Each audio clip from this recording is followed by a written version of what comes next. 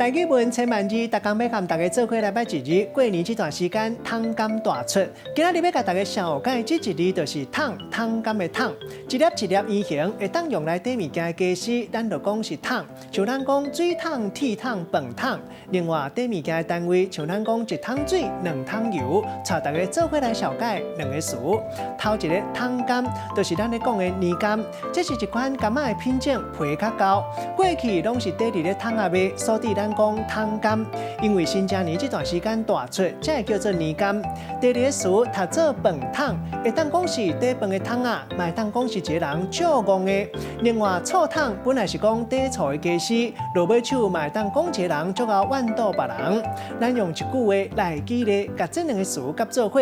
譬如讲过年这几天，果子店的生意刚好，卖较袂得去，结果员工因为骹手伤过慢，煞互头家骂伊是饭桶。